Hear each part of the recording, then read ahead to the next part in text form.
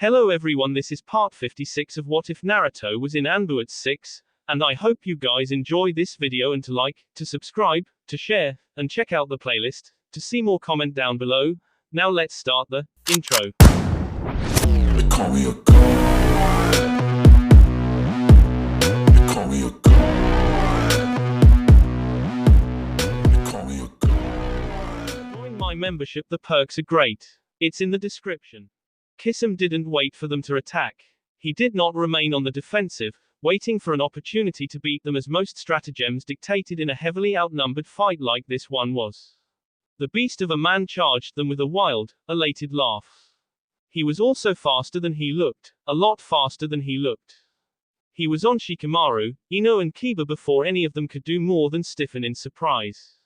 The hilt of his sword into Ino's stomach, knocking the wind from her lungs and the rest of her to the floor. The edge of his sword simultaneously blocked Kiba's sharp thrust with his faux claw arm. The chakra strings controlling his limb were swallowed instantly, leaving the prosthetic little more useful than a stump before Kisum pitched forward, smiling as he headbutted Kiba across the nose with a sick crack. A gush of B cemented the notion that the Inuzuka's nose was broken.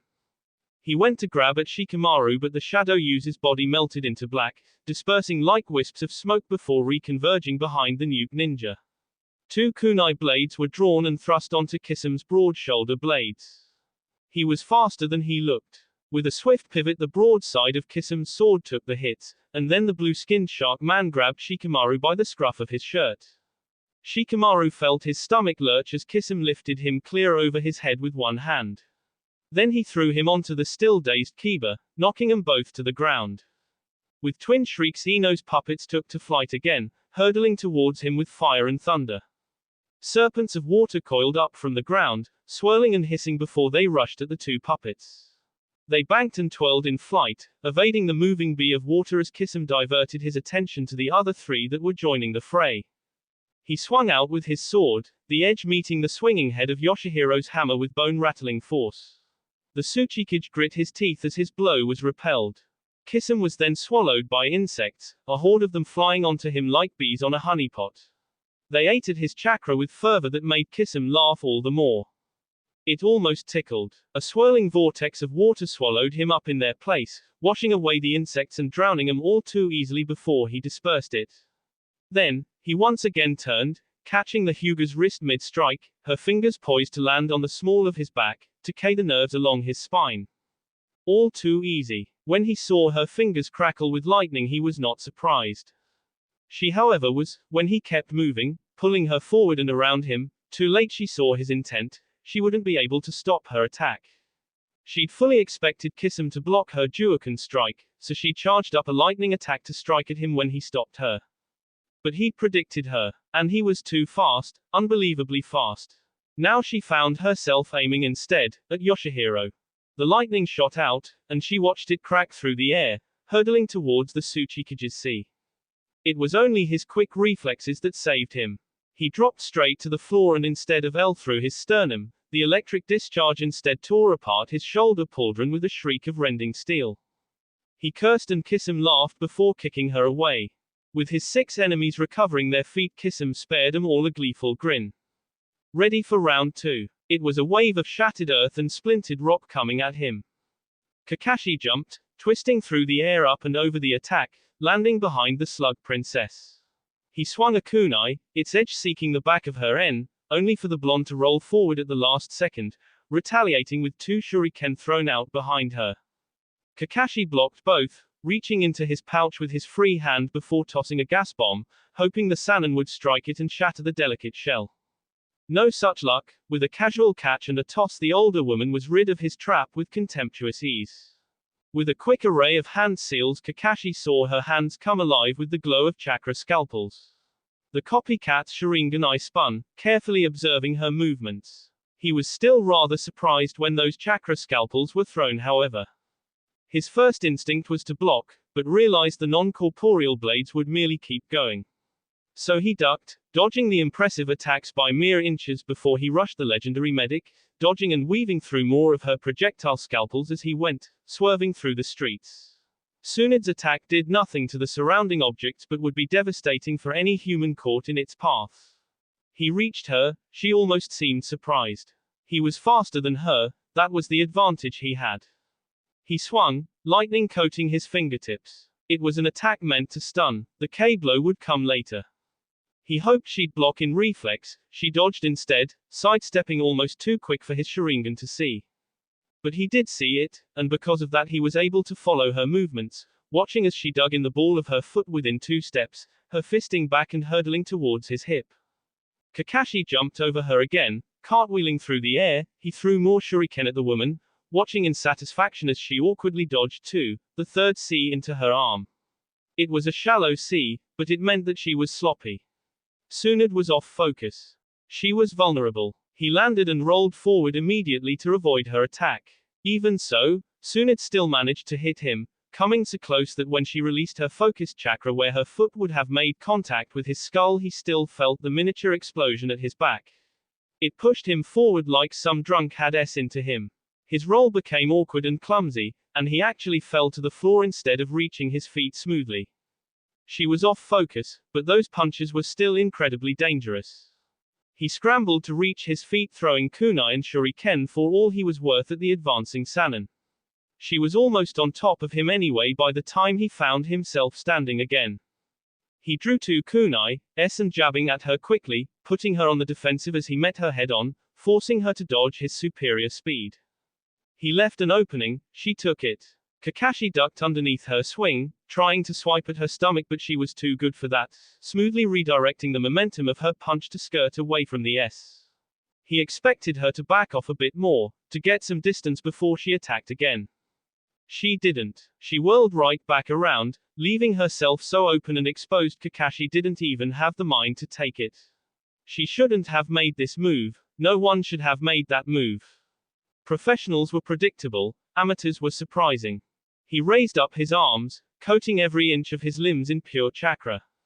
He'd never dodge. He needed to block. Her fist S straight through his hasty defense, nearly crushing his arms.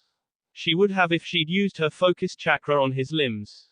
She hadn't. Her fist S into him, she'd been aiming for the solar plexus. It would have been an instantaneous K with her strength. He jumped, just a bit, and her fist instead found the one part of his torso that was best capable of taking a beating. His stomach. He coughed up B and felt the red liquid trapped between his lips and his mask as he went flying through the air. He S into the wall of a building with a crack of splintering wood. The copycat collapsed, gulping down air and conversely choking on it as his stomach heaved. Tsunade was on him in a second and adrenaline surged through Hataki's body, purging away the pain in a momentary burst of energy. His body coiled like a snake, ducking under her attack before standing up behind her. He grabbed onto the back of her head, pushing her forward until the diamond seal on her forehead S against the wall. He went to draw a knife. His stomach spasmed. The pain was so intense Kakashi doubled over, stumbling back with stars dancing across his eyes. More oozed from his lips, now falling out of the mask and onto the floor. He saw her reaching for him, ready to finish the job. He threw down a smoke bomb, its black fumes spreading out immediately to cover his retreat. The first attack came out of nowhere. The city was empty, silent as he walked through it. A wisp of an oily shadow at the corner of his eye before something struck him across the face. He reeled and took his axes in a ready stance as the next attack came. He dodged, ducking beneath the swing before he countered with a high kick that sent this shadow thing into the air. He jumped after it, his axes swinging, hoping to find its F. They struck, and like ink the black thing spread out like liquid, coiling around to reform directly behind him, striking at his back to send him back down to the ground.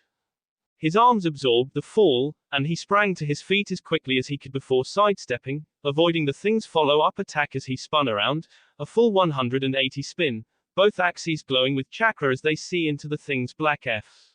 It screeched, a garbled sound as though it was trapped under water before it faded away. His relief didn't last long, sensing it more than anything else, he brought his axes up, blocking the blade strike that would have C off his head as he turned around. Only to come face to face with Ginchiko. He gaped, mouth falling open before he composed himself, snarling. Get out of my head. The world faded out, flickering for an instant before reasserting itself. He saw her then, in the distance, the woman in white, glaring at him with those cold eyes before Ginchio attacked. She was fast, faster than she'd ever been in life, and Tushiro's blocks and parries were rushed and clumsy as he struggled to keep up with this insane speed. Their weapons struck each other, and the next thing he knew the woman hit him full in the sea with a front kick that sent him flying back a dozen feet down the road. Her sword crackled with lightning, forks of energy spearing through the air around the blade before they were launched at him. He punched the ground, a wall of earth and mud coming to his defense before the lightning tore right through it with an explosion of pulped rock and dust. The thing wearing Ginchiko's face stared, its eyes narrowed before Tushiro's axes found its F with jarring suddenness. The axe heads bit into its side, as the young man appeared behind her, oily black bee spilling out before the thing vanished as though it had never been. Tushiro allowed himself to breathe for a moment, but only for a moment. In the next second he found himself rolling away from yet another sword swing. When he got to his feet, falling into a stance, he froze. Father! There before him stood the green dragon of Kiri's 7 swordsmen, Takachio Guan. Gaara had never been a powerhouse ninja. One of those warriors who could shrug off the heaviest of blows through sheer physical conditioning, and all but K any idiot too slow to dodge their attacks. Not like the person in front of him. Even so, he matched Naruto's every blow with one of his own taijutsu forms, trading with force that should have shattered the bones in the limbs of any normal man. As the Kazekage summoned and compacted more and more sand into the cracking sand armor to reinforce it, and compensate for its weakening integrity, the Devil King was just that absurdly powerful. Finally, he pulled away. The last blow had hurt more than it should have, his sand armor needed a respite. Beneath his feet, the earth came alive, shifting unnaturally. It carried Gaara without him ever having to move his feet. Naruto shot towards him, drawing his sword again. Whips of sand lashed at his body, dozens of them. He dodged them all, his feet didn't even seem to really step on the floor before he was moving again. He was too fast. Gaara brought his hands up, raising them high before them back down onto the ground. A shockwave of wind blades rippled out around him, forcing the Hokage to stop, hastily erecting a shield of chakra, blunting the strike. The Kazekage sucked in a breath, his sea puffing out before howling out a great breakthrough technique. The gust of wind would have been enough to level entire houses. Naruto's chakra shield dropped, drawing his second blade he held both in front of him, one high one low. The wave of air hurled into him and his blades moved with the wind, twirling in his grip. He spun in place once before thrusting both blades back towards the Kazekage, redirecting the attack in a long narrow drill-like shiv that emerged from between the two swords, rushing straight to his heart. Gaara cursed, and the sand beneath his feet came alive again, carrying him out of the way while he formed more hand seals. Gaara concentrated, and burst after burst of tightly packed, concentrated wind was hurled at the Hokage as he circled him. It wouldn't have the same bone-crushing effects of a water dragon technique, but every gust would hit like a bludgeon, pummeling the body with punishing blows. At least it would if any of the techniques were striking. Every fist-sized gust of wind was met by a blade of the same make, chakra clashing against chakra, with each cancelling the other. Finally, the Hokage seemed to have enough, spinning with a flourish of his blades, a tornado of wind blades spread around him, scything through all of Gaara's attacks until the Kazekage made the sand swallow him beneath the surface, rising again a dozen yards away from his previous location. His eyes focused quickly, finding the Hokage where he'd been standing. Forming a single seal, Gaara gathered his power. The ground beneath their feet rumbled, and Naruto had only a moment's warning before the entire earth rose up to swallow him whole. The desert came alive, taking the form of Shukaku's gaping maw as the projected beast's jaws began to seal themselves shut around him. With a mighty leap, Gaara sees him rise from the shifting sands, shooting up to the sky at an angle. The sands chase after him, like a fish after a retreating fishing line. Gaara's eyes sting as fire literally swallows the rising sand, its heat billowing towards him, uncomfortably hot even from this distance as the massive body of sand begins to glimmer, every individual grain turning to shimmering crude glass as it freezes in place. Something was thrown. Gaara's eyes followed the shuriken until it was just a few feet in front of him. Then with a puff of smoke the Hokage had taken the shuriken's place, already rushing towards the Kazekage with his twin swords glowing with wind chakra. Gaara fell onto his back, avoiding a swipe to his T and pushed himself off the ground with his hands. Rolling forward, He avoided the follow-up swing before he brought up his sand shield between them, a thick bulwark. The sand carried him away again, pulling back as 4 sand clones materialized at his flanks and the previous wall of sand dissipated. The Devil King stood still, both swords held ready. His stance was wide, both blades held so their tips pointed skyward in a wide ready stance. His 4 clones rushed forward, and Gaara watched their movements with a careful eye as he kept his chakra churning through his coils, waiting for some kind of opening. But it never came. Before the first of his clones could even deliver its first attack, Gaara felt the most excruciating agony erupt at his back, be fountained up from his mouth, choking off his sudden scream. His insides were twisted and scrambled, he could almost literally feel the damage spreading as he shot forward, crashing face first onto the floor and tumbling limply like a rag doll. "Will I fall over the edge?" was one of his last clear thoughts, watching the cliff's drop-off coming closer as he practically flew towards it. He didn't get a very clear answer before he passed out, with only the distant pain of some part of his body striking the floor to see him off to the land of unconsciousness. Jiraiya breathed harshly through his gritted teeth. A vein was nearly throbbing at the side of his temple with the level of concentration. His body was bathed in sweat, his significant reserves draining away as he pushed more and more through the seal. The matrix and workings converting and altering its pure, raw chakra into something more than mere energy, but rather into something destructive. All structures require a foundation. Suna was no different. Its foundation was a massive bedrock of limestone buried beneath the sands. Jiraiya was slowly destroying it. Even if Suna somehow managed to push them back, or hold them off, in a matter of days every building in Suna would begin to collapse and crumble beneath the sands as sinkholes emerged and swallowed up entire city blocks. He had no way to know just how much of the bedrock he'd destroyed. The seal matrix was the one truly channeling the chakra to that depth, so he had no choice but to slowly drain most of his reserves into the intricate kanji beneath him. This was to force Suna into a surrender. The moment this jutsu was done, Suna would not be able to sustain itself as a city for more than a month, or 2 at the most. The walls would crumble, as would the houses, the markets, the entire infrastructure would literally collapse beneath their feet. At that point, they would have to surrender. If only due to economics, if not because of the flat-out military superiority of Konoha. It was a good plan, Jiraiya had to admit. His fingers tingled as the Rasengan was delivered and both his and Gaara's clones dissipated. He was sure the Kazekage was still alive. Perhaps half-s, and getting closer to it at this point, but he was still alive. He marched over, walking with patience as he closed the distance between himself and his downed opponent. He pushed his foot into his side, rolling him over. His lips were coated in B, his eyes closed. Only the minute rise and fall of his C due to his labored breathing gave way to the notion that he was still alive. He had his sand armor to thank for that. Naruto's leg muscle twitched violently, pain shot up through his body. Increasing his speed to such a degree as to fully bypass that sand shield, and not alert the Kazekage to his approach had been dangerous, even for him. Gaara's mastery over the sand allowed him to sense almost any movement made near him. He would have dodged that Rasengan and probably any other attack Naruto had in his arsenal. He would normally have simply fought until he wore down his enemy and capitalized on his greater endurance. But he couldn't do that here, not now. He had too little time. And he could not be so wasteful now. So he'd ended it, nearly tearing his leg muscles in the process, but the Kazekage was finished. He moved to draw his sword again, ready to end him when he was forced to back away. The lightning bolt dropped from the sky like the wrath of the gods themselves, striking where he'd been standing. Naruto pulled back, his eyes glaring in mild annoyance as the pupils refocused after the bright flash, revealing none other than his sister standing between him and his victim. Jiraiya fell back, panting heavily as all the chakra he could spare was swallowed up by the seal, trailing it down into the earth to fulfill its purpose.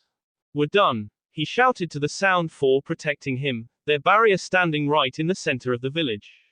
"Then launch the flare and let's get the F out of here," Tayuya shouted back. He nodded, forming 2 hand seals. Kakashi panted on the roof of a building, both hands coated with healing chakra that seemed to do little more than dull the pain.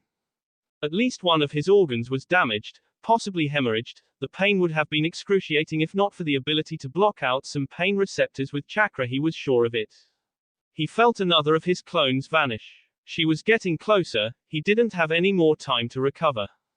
He stood, his mind working through strategies and tactics he could employ depending on her approach.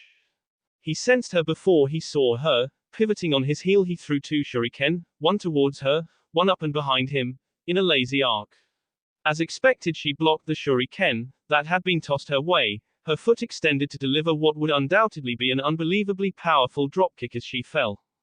He replaced himself with the second shuriken he'd thrown, reappearing above her. Falling, he readied a dropkick of his own.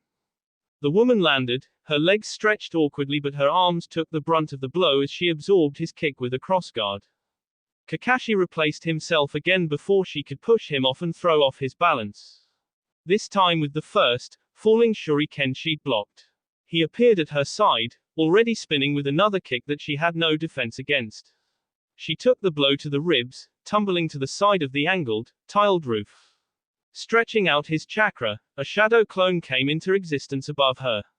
Such a distant projection took nearly twice as much as needed normally, but the clone already had a weapon out, driving it forward. Its gleaming tip sought the slug Sanon's tea as the clone was pulled down by gravity. Tsunade threw herself onto the roof, avoiding the weapon easily before she rolled onto her back, the clone landing on its feet a second later, letting her kick it into non-existence. She went to stand and Kakashi moved forward. The pain was making him slower, he wouldn't be faster than her anymore, he'd need to be careful. Still, Dochi was sloppy for some reason, he'd have to bank on that more than anything else. He moved to strike, and she vanished from his eyes, a burst of speed, almost too fast for his lack of focus to catch, even with the Sharingan. Kakashi jumped away, spinning in the air. He managed to see Tsunade's fist as it swiped the area he'd previously occupied. He landed on an opposite roof, looking back at her. Tsunade seemed to snarl, gritting her teeth before she stomped at the roof beneath her feet. Like some large table whose edge had just bore the brunt of some massive weight, almost half the roof snapped up, shooting up vertically as it broke away from the house and the rest of the roof around it. Tiles and roofing materials fell off with the cacophonous sound of shattering ceramic. Kakashi felt his eyes go wide, knowing what was coming next.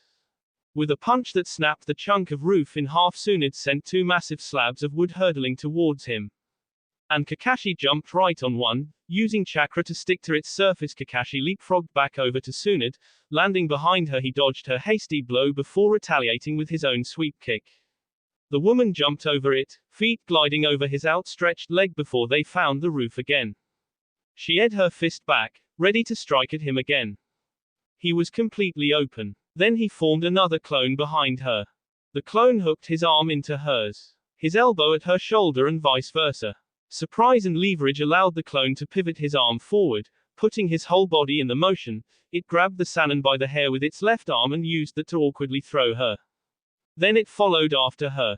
She landed on the street level, her knees scraping themselves on the grit floor, and looked up, only to see Kakashi's clone a brief second before it exploded in a burst of electricity.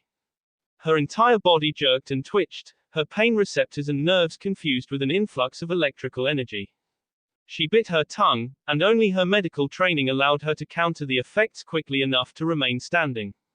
Then she heard the screech. The roar of 1,000 birds tore through her ears like so much white noise. Tsunade's wide eyes looked up, finding Kakashi already running down the side of the building, his mismatched eyes fixed on her, the lightning swallowing his hand as it fell apart whatever surface was too close. She couldn't move. He was coming closer, Sharingan spinning wildly as his attack sought her heart. She couldn't move. He was a blur of black and silver, picking up speed with every second. The technique's greatest strength and its greatest weakness. She couldn't move. His hand shot out, and his voice rose over the cacophony of the surrounding battle with a shout. She couldn't move. She didn't move. Rather, she smiled with cold malice. In the distance, Katsuyu vanished in a cloud of smoke as a bright flare was launched into the sky. Naruto, she said, and he wasn't sure if it was a greeting, or a curse. Perhaps it was both. There was a flash of light and both of them turned their eyes to the village where a brilliant flare lit up the sky like a second sun. Only one of them knew what that meant. Manda, he commanded, as though speaking to the air. Now, he ignored his sister's confused features. At the far end of the village, Manda roared to the heavens, screeching in triumph before it dived into the earth like it was little more dense than water, pushing itself through the grains of sand. Then, As though the world was crumbling beneath them soon as buildings were swallowed up by the sands, collapsing into an ever-encroaching sinkhole that surrounded the village, slowly coiling inwards like a serpent suffocating its prey. The moment Manda went underground, Jiraiya knew there was something wrong. There was no call for retreat, there was no organized effort to pull back the troops. Drop the barrier, he demanded, and in a second the black, ethereal wall fell away, allowing the toad sage to leap up into one of the nearby rooftops. He saw it move with lightning speed, the entire outer wall vanishing in a second before it turned and made a second run, making the gap impassable due to the sheer distance. He's using Manda to destroy the weakened limestone. He'll K everyone. He was ready to turn, to warn all the ninja as to what was happening. He was not going to just let thousands hear in whatever lunacy Naruto had devised.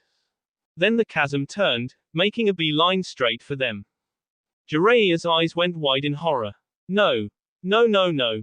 It was as though some invisible hand of the gods was seeing the earth in two. Homes and buildings were collapsing into a pit, miles deep and nearly twice as wide as Manda himself. He looked to the front, where Suna and Konoha forces were fully engaged, too focused on each other to pieces to see the danger that was approaching. Run! He shouted, only for his voice to be lost in the cacophony. Run! But his voice went unheard, and only the sound foresaw what was coming in time to move out of the way. The earth opened beneath their feet, cleft in two. Suna and Konoha ninja alike fell to their deaths, swallowed up by the sands beneath Suna's desert while Jiraiya looked on in horror. As the sinkhole opened beneath the village, Naruto watched. Thousands of men and women were down there, tearing themselves apart in the frenzy. In the fear, a bottomless pit now stood between the Konoha ninja and their lines of retreat. None would stop now. Both sides believed the other to be the culprit of this insane plan. One side would push forward in desperation to end this, the other would hold on relentlessly to defend their crumbling homes. And the sinkhole would just keep spreading, swallowing up the village and the people above with impunity regardless of their allegiance. More fires seemed to come alive down there. Dust clouds billowed up the mountainside. The stench of bee beginning to permeate the air, reaching his sensitive nose as the cries of the people, either fighting or filtered through his ears. He could almost feel his sister's horror at this sight. He glanced over, watching her shake her head in shocked disbelief as she slowly realized the full implications of what was happening. He allowed her this moment. Perhaps he allowed it to them both. She was witnessing just how far he was willing to go, while he witnessed the end of an age. And a fruition years in the making. Despite himself, his thoughts began to wander. He didn't know why. He'd never been one to reminisce over his life or his choices, but here, on this ending field, he couldn't help but contemplate the direction it had taken, and all the consequences that came with it. His earliest memory was training. His quarters had been a dark, Spartan cellar within Anbu headquarters. His trainers were all masked, sworn to secrecy. They bred him for his future works, none offering more than a word necessary for him to complete his given tasks. He was Konoha's secret. Its weapon. Its shame. Things had been simple then. He only needed to follow the creed of the ninja. Protect your village unto death. Never display emotion. Guard yourself at all times. And most importantly, follow the orders of your cage. And he had done so. He had followed that code, lived by it faithfully. Until, of course, he was sent on a mission to Am and Taki. He supposed that's where it began really, the first place where he contemplated the possibility that perhaps the code of the ninja was incomplete. Yoshino and Kenpachi. They were the first people he had formed any real attachment to. At the time he didn't understand. He couldn't make the connection between the emotions he'd developed and the ones he was forbidden to have. He had cared for them. He had felt cared for by them, and for once in his relatively short existence he had felt content. But that feeling was soon replaced by shame when he'd finally realized he'd become attached to his fellow ninja. He had broken the code, and so when he returned to his duties, away from them, his interactions were kept hidden from all. Even Sarutobi. No one had ever known. They had been his secret. They had been his shame. And so, for years he carried on, fulfilling his duties to Sarutobi and his village in silence. He took on only the most dangerous of missions, those that were considered for even a squad of the most elite of Junin. And so had gained a reputation as the most dangerous man of Konoha. The man who could not be K. Then, Years later, Sarutobi had assigned him to guard the last Uchiha and the Hyuga heiress. A mission he now supposed Sarutobi used as an excuse to get him away from the Anbu. Perhaps, he had always known this. He couldn't be sure. Years have passed, and whatever Sarutobi's motive had been at the time, it was irrelevant now. His interactions with the Uchiha and Hinata were not the same as those he'd experienced with Yoshino and Kenpachi. Hinata was cold and distant where Yoshino was warm and inviting. She was aloof. Yoshino held her emotions on her sleeve as much as the world would allow her. Sasuke craved power. Kenpachi would have given his freely. Sasuke was arrogant. Kenpachi was humble. He liked to think, as unlikely as it was, that had been the Sandaim's intent. For him to bear witness to the diversities of humanity. The different paths one could take. Things were still simple then too. Then Sarutobi had and everything had changed. Sarutobi, when he for a brief moment Naruto had felt so lost. Everything had just frozen in him. Perhaps looking back at it, he had been his first true attachment. Not Yoshino and Kenpachi. He wasn't sure how, or when it had happened. Maybe it had always been there. Maybe not. Who could say? Then he had heard it. Sarutobi's final orders. His final wish. And suddenly the world wasn't so simple. There was no cage to obey. Attachments with others had been made, emotional or otherwise, and in order to obey the final order of his cage he would need to bring the village he had sworn to protect to its knees. He had done so eventually. Efficiently and ruthlessly. Finding unexpected allies after the council in Jiraiya and Hinata. With their help, he took Konoha. It had been the first step in carrying out Sarutobi's last wishes. The first step in fulfilling what would over the years, become his own ambition as much as his obligation. Kiri was next. It fell in line quickly and everything proceeded as predicted. And then of course, he found her. The woman standing at his side right now. Akina. His sibling. His twin. His sister. A foolish girl. A nuisance. Someone he had quickly grown to hate. His nemesis. Many names for a single person. He hated everything about her, who she was, what she was, but, most importantly, he hated what she represented. But she left his sight quickly after that first encounter. She hid, vanished, and he had been forced to remove her from his mind when he had received word that Kusa was moving against him, and at their side were Taki and Am. Yoshino and Kenpachi, they were two people he had believed that he could have counted on. People he could have turned to if things had gone wrong and the remaining three villages had turned against him. Instead, he needed to K them. He had K them. And with the deaths came the subjugation of the central marshlands. 9 years passed after that. 9 years of planning. 9 years of defending. 9 years of suppressing rebellions. 9 years of massing fortunes. 9 years of raising armies. 9 years of preparing for the next step. When he marshaled the armies again, he moved to Iwa, and it soon fell like all others before it. For a brief moment, he remembered feeling satisfaction. Everything was falling into place and soon the final 2 villages would be under his rule and Sarutobi's last wish would be fulfilled. But then of course, she returned. She came back, stronger, faster. But still so weak, so very foolish. Predictable, dull. Her life was static 9 years before and 9 years later it had still been static, untested, unfocused, unchallenged, manipulated, molded by Zhuge Liang's machinations as easily as the man conjured his illusions. And through his machinations Suna came to battle against him and Temari came to be with him. Temari, the princess of Suna. He took a slow, deep breath through his nostrils. She brought out something in him. Emotions he couldn't describe, emotions he really didn't want to describe. If he did, they would become tangible things, things he could dissect, pull apart, find a way to destroy, as he would have to do, as he would be compelled to do. For that was the demand of the oath he'd taken, of the creed that bound him. And he did not want that. It was better this way, better that it remain undefined. Better that he be ignorant. He did not need to understand it. He did not want to understand it. Just as he did not want to understand her. She stood her ground where others would cower. She was a strong Kunoichi in her own right, yet she did not hide her emotions like Hinata, she did not succumb to them like Yoshino. She showed them, but she controlled them. And the biggest anomaly of all, she cared for him. She had asked him, before he'd left to stop this, to end this war now. That no others needed to s. He supposed she was right, just as he supposed the decision to deny Suna a chance to make a plea for surrender was a betrayal. To her, to Jiraiya, to his men, to the nation itself, to Sarutobi's final order even. This did not need to happen this way, not really. Not every ninja needed to s as he was aiming for. It was more convenient certainly, but it did not need to truly happen this way. Letting them live and forcing them to throw down their arms was an alternative. If he wanted to rationalize, he could say that the threat of rebellion with that alternative was far too great to be allowed. But the truth was that, the threat of rebellion was great either way. No.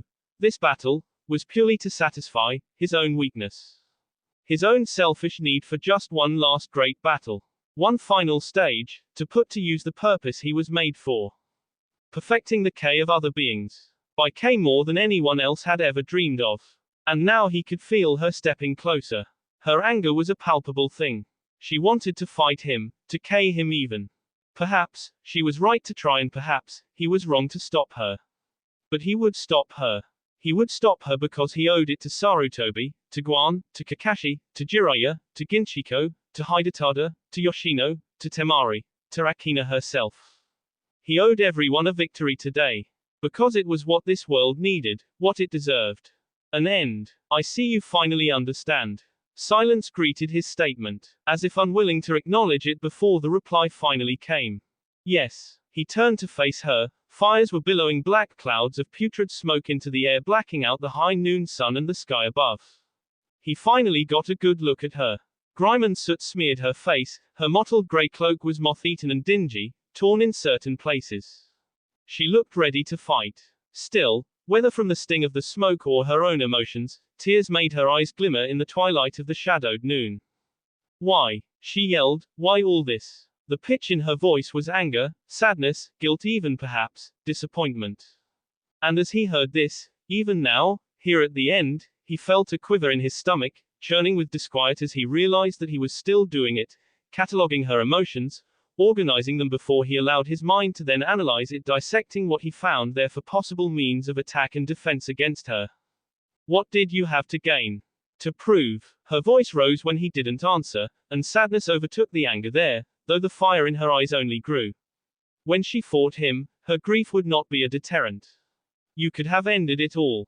No more sorrow. No more fighting. No more pointless death. He said nothing, and the cacophonous sounds of battle and roaring fires below beat against the mountainside like the crashes of the tide upon rock, echoing up to them like the wails of ghosts. Why? She asked again, and this time he felt compelled to give her a worthy answer. A tired man will rest. Once he has rested, he will continue to walk, as he has always done. He allowed a pause, a moment for her, to see if she would grasp his meaning, the reason he would say to her and to himself, before he voiced it. Beneath us, the last of this world's warriors battle each other in a fight that neither side can possibly win. Yours will fight to the death to save their families. Mine will simply fight for a chance for this to be over and to save their own lives. This is the battle that will be our country's white and will shatter the very engines of war that rose our cultures from the stone of our ancestors. He paused and turned to look over the battlefield below them again before he returned his sight to her. Here is where I will drown the world in its sorrow. She said nothing for a moment, but he saw her expression, close, hard lines sealing away the last faint traces of hope she held in her heart for him. You're insane. From what I have seen. You are probably right, he answered, no hint of humor, mocking, or pride in his voice. All she could find within the metal tone was shame. But I am set upon my path, sister, and I will not stop. May this city, these armies, the world itself burn, if that is the price that must be paid so that the world will be so consumed by sorrow war never arises in the minds of the people again. You will be making a world of graves. If that is what must be done, if that is what defines a world of peace. He shrugged. So be it. He drew one of his blades, holding out a hand, beckoning her forward. Come. No more words. The S has been cast, sister. If you truly wish to stop me, then this will be your last chance. The six of them stared him down, and Kisum smiled as 5 water clones formed up beside him. 6 for 6. His eyes practically leered as they swept across the group before fixing themselves on Yoshihiro. Well, old man, what do you think? Will the brats beat my clones before I beat you? It was the only warning they got before the Kiri ninja attacked, rushing at all of them. His clones closed the distance with identical smiles as everyone scattered and Yoshihiro was left alone to fight the real monster of the mist. The Tsuchikage's massive hammer met with Samahida's broad body, the screech of metal met the strange, stone-like scraping of Samahida's weapon. The sheer force behind Kisam's blow threw Yoshihiro's swing off entirely, and the Tsuchikage had to backpedal to avoid losing his footing as Kisam advanced with massive, lazy swings of his sword. Distantly, the old warrior realized that the ninja was actually holding back. He wasn't swinging nearly as fast as he could. But the sheer force behind every blow was more than enough to keep Yoshihiro at bay. Kisam had taken his full measure back in the northern wastes. The monster of Kiri knew who he was facing and he knew just how much he had to see loose to keep this fight interesting for himself. The Tsuchikage cursed as the sword once more passed just inches from his face.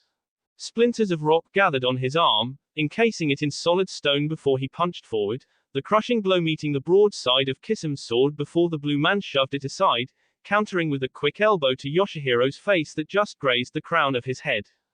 The Tsuchikage ducked in reflex, cursing before driving the counterweight of his hammer into Kisam's ribs. The Kiri ninja chuckled, as he backed away coughing a bit in order to easily get the air back in his lungs. Sure that arthritis isn't catching up to you, old man.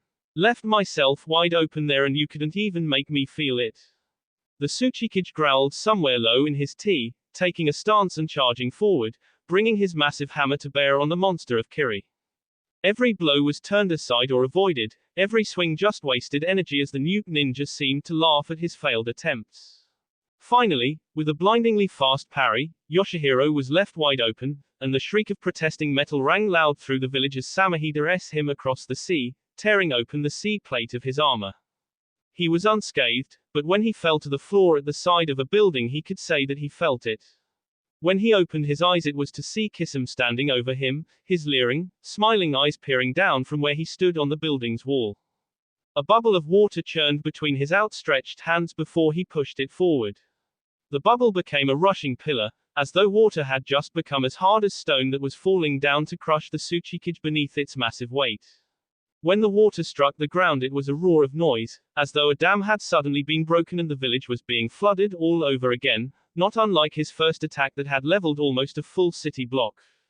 Kisam had the sun, and the shadow cast by his opponent to thank for warning him. He drew his sword from his back quick as lightning, using it to block the strike. Just because he could take the brutal punishment didn't mean the wood beneath his feet could say the same. With a crack he fell through, pushed through the wall and into the unfortunate kitchen of whatever idiot had lived here. Yoshihiro landed outside, breathing hard, more from adrenaline than exertion. Then he rushed forward, bursting through the same wall with a roar. But, to his surprise, and irritation, Kisam was nowhere to be found. He looked around, confused, checking every corner, and fluctuating his chakra to make certain he was not under the thrall of some illusion. But only the sound of fighting outside drew his attention. So he stepped out, just in time to see the Suna Puppet girl backflip off a building to avoid Kisam's sword from decapitating her. Landing on her feet, she skirted back and Yoshihiro noticed a kunai blade sticking out of Kisam's shoulder. The real one then, not a clone. There was a glow beneath the building, and though Yoshihiro could see it clearly from the window, Kisam couldn't from the roof, and an instant later a burst of electricity practically ate its way through tiles, ceramic, plaster and wood in what Yoshihiro could only describe as a beam that swallowed up the Kiri ninja. When the light vanished, Kisam was gone, and Yoshihiro allowed himself a momentary fool's hope that perhaps he was S.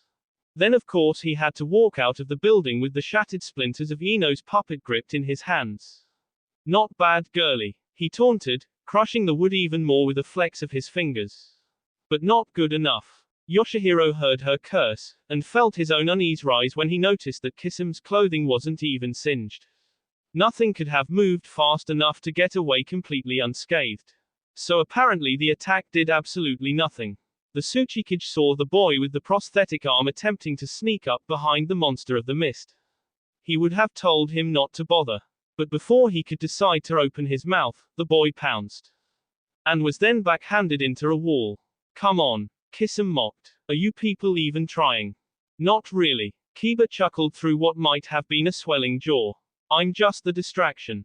He didn't get much more warning than that when he was suddenly under attack from above and below. His legs were grasped at the ankles by hands emerging from the dirt and a Hyuga came rushing down from above. Yoshihiro noticed the surprise on his face. They really had caught him off guard. Kaiten. A ball of spinning, coruscating chakra S down into the Kiri ninja. He didn't even have the opportunity to grab at his sword before the powerful technique took him.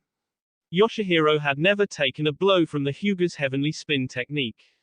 But he knew that when used offensively, rare as it was, it had enough force to grind stone into powder. He could only hope the same could be said about Kisum's bones. Hanabi flipped off, pushing herself back and landing slightly in front of Yoshihiro and behind Ino just moments before Shino emerged from the ground at her side. When the dust finally settled, it was to the sight of Kisum, on the ground, unmoving. Yoshihiro allowed himself a moment to breathe easier before looking to the back of Hanabi's head. Which one of you came up with that plan? He asked. It was the Nara. Hanabi grudgingly admitted. Ino inched away from him, eyeing him carefully. Kiba glared at Hanabi as he picked himself off the floor. Yoshihiro, Hanabi and Shino also took notice that Shikamaru had not yet revealed himself. The pseudo-allies stared each other down, ready to reach the conclusion of their own conflict now that the third party was gone. Then they heard laughter. When all their eyes snapped back to Kisum, it was in time to see him picking himself off the floor, his left arm and hanging limp at his side. Excellent, he roared. I haven't had this much fun in ages. His laughter reached a pitch as his left arm crunched audibly. One arm left. 6 elites. Sounds like a free game to me. Ha ha ha ha. His chakra soared, becoming a visible aura around him before exploding in a brilliant aurora that nearly blinded them. This is it then. No holds barred finisher. Let's see what you people really got. They each took a stance, ready to fight off this beast again. It was a second's distraction, just the briefest moment where they each held a lack of focus when the distant village wall crumbled like too much rubble. He rushed forward so fast not even Hanabi's Byakugan could catch him. His fist into Ino's stomach with enough force to have her spitting out more bee than air. Her puppets fell limp. She nearly blacked out from the pain. She would have crumpled over instantly if Kisum hadn't grabbed her by her hair, lifting her up just enough before letting her go and deliver another punishing blow to her temple with his still functional arm. Ino fell to the floor, her mind was in a daze, floating through a sea of fog. She didn't even feel it when she hit the ground, when her wrist sprained itself in the reflex movement to try and stop her fall. The edge of her vision was dark, her eyes were swimming in a world that wouldn't do her the courtesy to stop spinning. She did feel it when someone grabbed her hair a second time, pulling at it. Her body moved without her consent. She was held up, placed against something, but what? What was happening? The tug at her hair vanished and somewhere she could hear Shikamaru's voice calling out to her. What was happening? What had she been doing? There was something important, something she needed to do. Did she have to tell Shikamaru something? Her clouded eyes and sluggish thoughts recognized Kisum's sword. It recognized its danger, it was going to see her. No, she thought. Don't see my hair. Shikamaru likes my hair long. A fountain of red stained the streets. That will be all for this video. Be sure to like, subscribe, share, and comment down below for more videos. Goodbye.